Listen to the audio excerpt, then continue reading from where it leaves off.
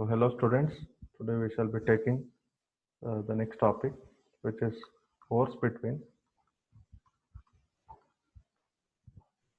differential current elements.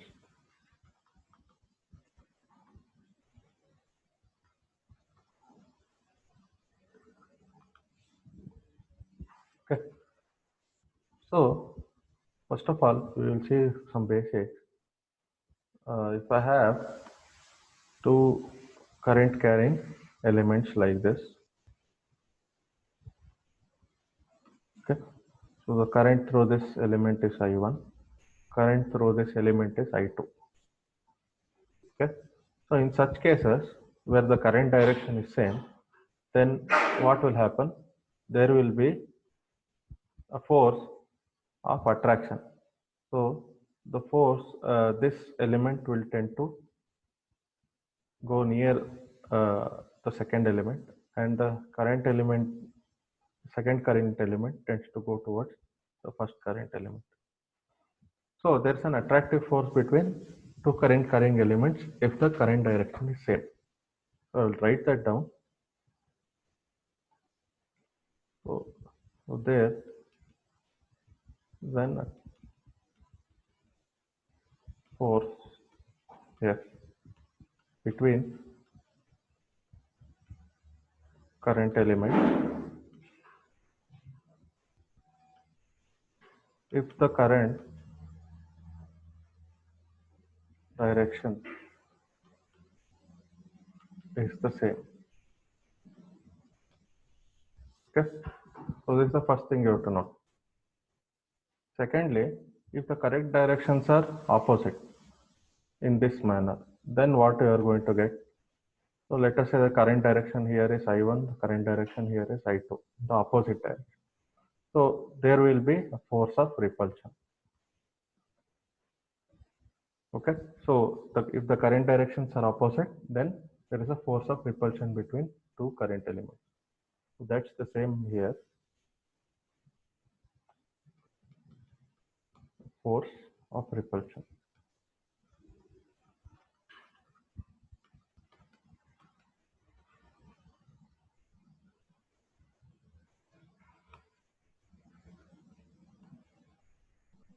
Current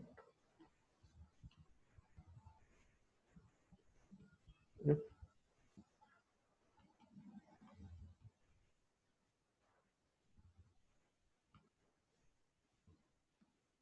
is opposite.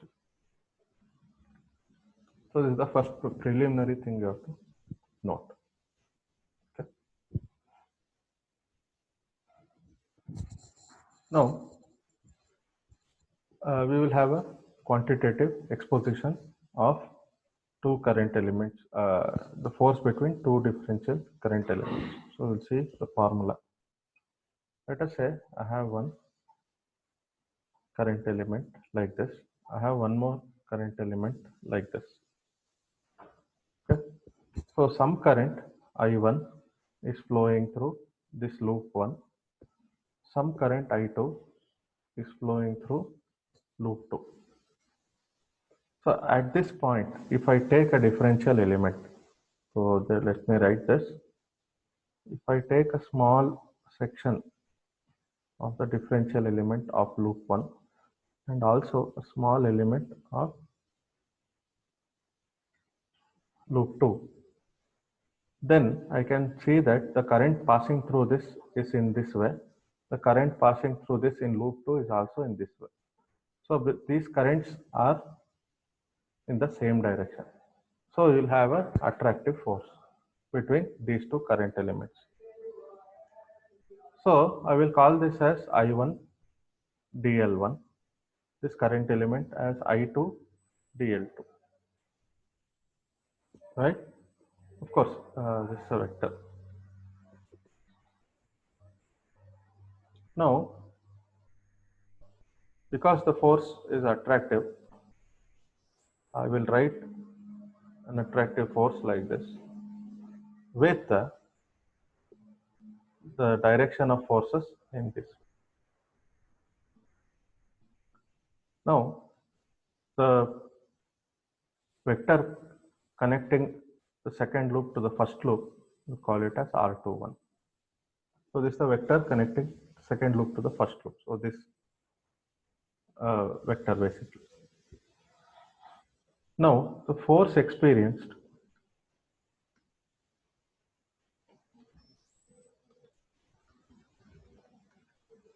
by the first loop differential element, means this one, by the magnetic field emitted by the second loop is coined as D of dF1. So this basically a bit confusing notation, but just for convenience, we are writing this whole thing into a symbolic representation like this. So you have to understand what does D of dF1 means. So D of dF1 means it's the differential force experienced on the first loop, okay, by the magnetic field of the second loop. So that's why I wrote this separately in word form, right?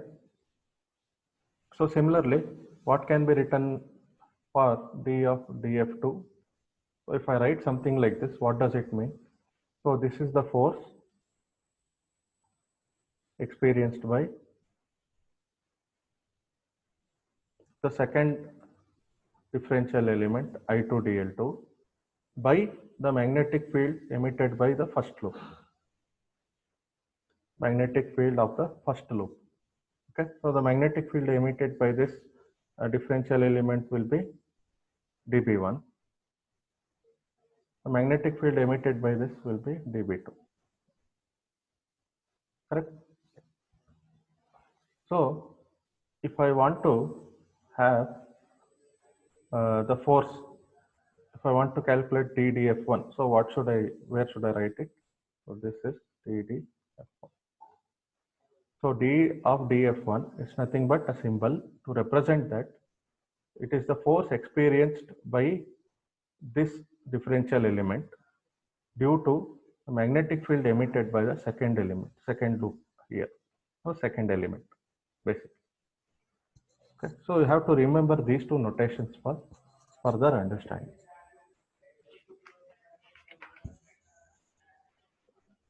So we'll try to have a formula for this one. Then we will generalize for this one in the same steps. So the force experienced by the first differential element is nothing but I1 dL1 cross dB2. Because by this definition we saw that this symbol means force experienced by the first element by the magnetic field emitted by the second element. So logically we end up with this formula. Now we will find out dB2. So dB2 is nothing but, if considered free space, you write mu naught into dH2. Correct? So we'll term this as equation 1, term this as equation 2. So what is dH2 then? So we have to know what is dH2, right? Here. So this dH2 is nothing but mu naught into I2 dL2 cross AR21 divided by 4 pi R21 magnitude square. So where did you get this? Oh, sorry, why mu naught is not? Because we are dealing with only dH2. Sorry for that. Now where did you get this from? This is by Biot-Savart's law. So how do you get this? Biot-Savart, which we have dealt earlier. Okay, so I'm calculating dH2 to obtain dB2, magnetic flux density. Instead, in turn, I'm solving for D of dF1, force experienced by this fellow here. Okay. So we'll substitute back this to dB2. So therefore, equation 2 becomes mu naught into I2 dl2 cross ar21. What is ar21? It's the unit vector following this direction here. Okay, divided by 4 pi magnitude of the distance.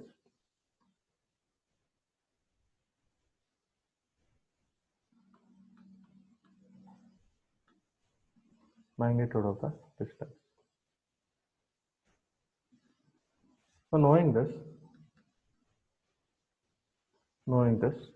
we substituted equation 1. So equation 1, what does equation 1 become? D of df1, force experienced by the first element due to the magnetic field generated by the second element is nothing but mu naught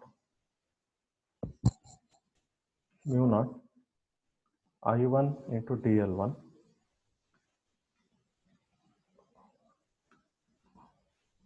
dl1, okay, cross db2.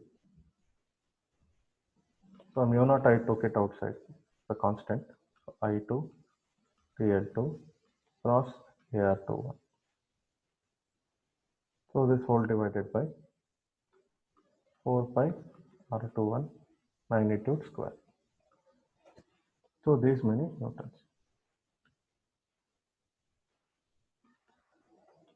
If you want the complete force F1, the complete force on the loop 1, what you should do, because you have two differentials here, because you have dl1 and dl2, you must have two integrals. So this becomes mu naught. I1 I take it out as a constant. I2 also is a constant by 4 pi r21 is a constant again. This is just about the distance. So we represent the path is closed, hence we represent this integral as closed with L1 and L2, correct? So dl1 cross dl2 cross ar21. Yeah, basically this is it. Okay. So what about, similarly, what about F2? Force experienced by the second element. On the same lines we can calculate, but what will change? I1 and I2 gets replaced. So this becomes dl2, this becomes dl1. That's all. This becomes r12 instead of r21. So mu naught into I2 I1. Just for clarity, I'm writing I2 and I1. The product remains same. 4 pi integral closed integrals. So L2 and L1. dl2 cross dl1 cross ar12. So as I told, I'm just changing this L2 L1 to L2 by r12 magnitude square. So these are the two equations for which the force experienced is written. So next we find, for more practical purposes, we find a small corollary for these two equations. There is a force between two straight, long and parallel conductors, of course carrying currents.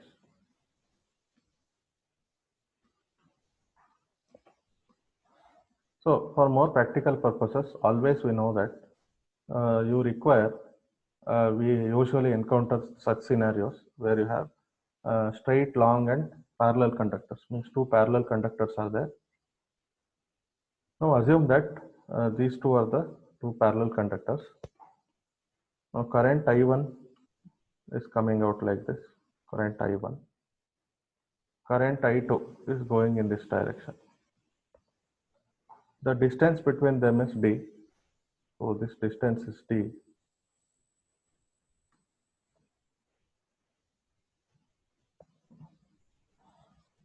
So what is the force? The force is repelling, as we saw in the theory part. So the force will be repelling force. The magnitude of the force is written as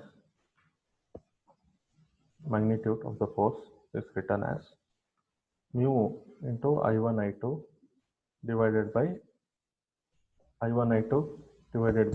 2 pi d into L. So what is L? L is nothing but the length of the conductor. So this L is the length of the conductor.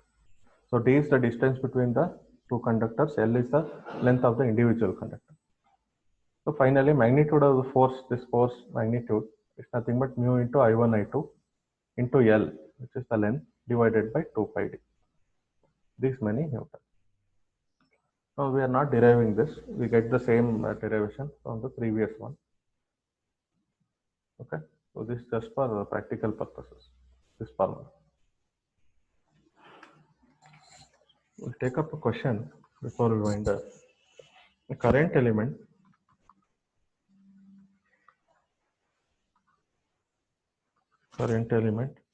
I1 into delta L1 equals 10 raised to minus 5 AZ.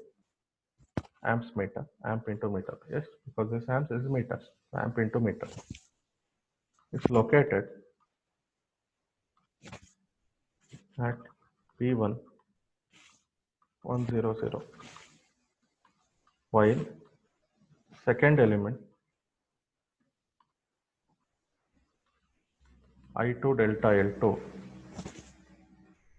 equals 10 power minus 5 0.6 AX minus 2 AY plus 3 AZ amps into meter is located at P2 minus 100. Okay. The first element is located at 100. Second element located minus 100. So there's a symmetry being maintained. Both in free space.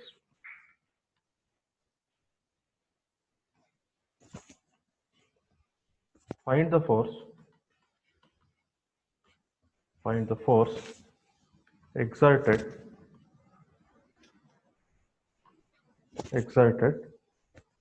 on the second element I2 delta L2 by I1 delta L1. So this is the question. So two elements are located in these 2 points, and that element differential current element is given. Want to know the force. So the force is on where to where? I want to know what is F2. Answer. So I want to know what is F2. Means force exerted on this by this one. So what is the formula? So force F2 equals I2 delta L2 cross TB1. Because finding out F2, it means that I want to know the force exerted onto by the effect of magnetic field generated by the first loop. Is it not? So therefore, my first thing is to calculate what is dB1. So dB1 equals mu naught, because free space is given, into dH1. This is my equation 2. Is it? So I have to find out dH1. So what is dH1? So dH1 equals, by Biot-Savart's law, I1 into delta L1 cross AR12 by 4 pi into magnitude of R12 square. So this is by Biot-Savart's law.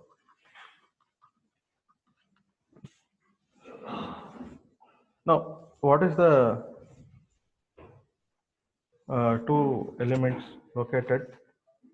So the first element located is like this, second element located is like this. Okay. So where is the first one located? 100. Second one is minus 100. Okay. So 100. Where is that? Yes, delta L1 I1 into, so 100, I2 delta L2 minus 100. Of course, better we interchange the notation just for clarity. Minus, oops, this one. Now it's okay. Now I can put at minus 1. I have I2 delta L2. So I2 delta L2. This I1 delta L. So this is the scenario, right?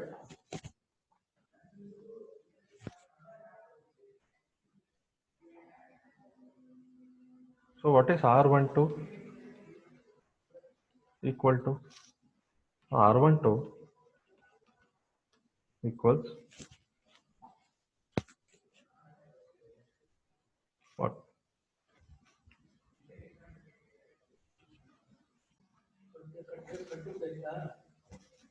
So what will happen? You have from here to here, right? Vector goes from here to here. So what does it become? Minus 1 into minus 1 into AX plus 0 because you don't have other components. So this becomes minus 2x. Remember, I'm going from here to here. So this minus this. Is it not? This minus this. So get this. What is magnitude R12?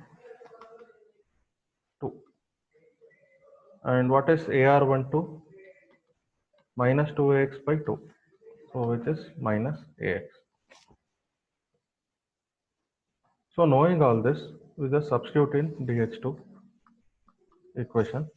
So this equation basically, if I want to give a number to this, give it number, let us say 3.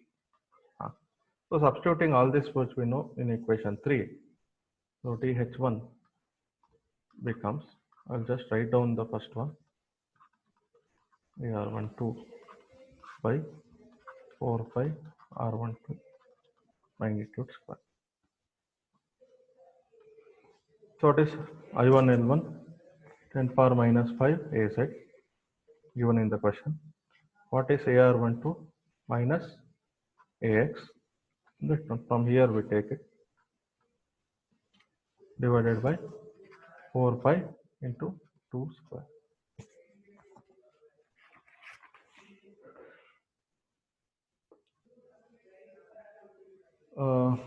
Yes, to solve this, you get minus 10 power minus 5 by 16 pi into AY. This many amps per meter.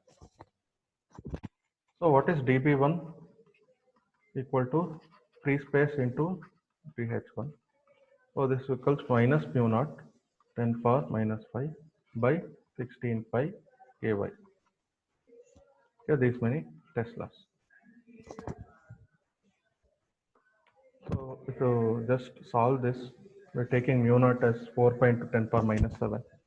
We get minus 0.25 into 10 power minus 12 into AY. So just solve this, we'll get. So finally, what is F2 in equation 1? So F2 equals I2 delta L2 cross dB1. So this equals what? What is given? 10 power minus 5 into 0.6 AX minus 2 AY plus 3 AZ. So this is the delta I2, I2 into delta L2 cross what is dB1 we just saw minus 0.25 10 power minus 12 into AY, these many Teslas. To solve this, finally you will end up with 7.5 AX minus 1.5 AZ, this into 10 power minus 18 newtons. So very slow, very small value. So remember this here, that even though the current elements have a tangible value here, still the force is very, very low. Okay. So this is how you solve problems for differential current elements. So hope you have understood this part. So we'll stop here.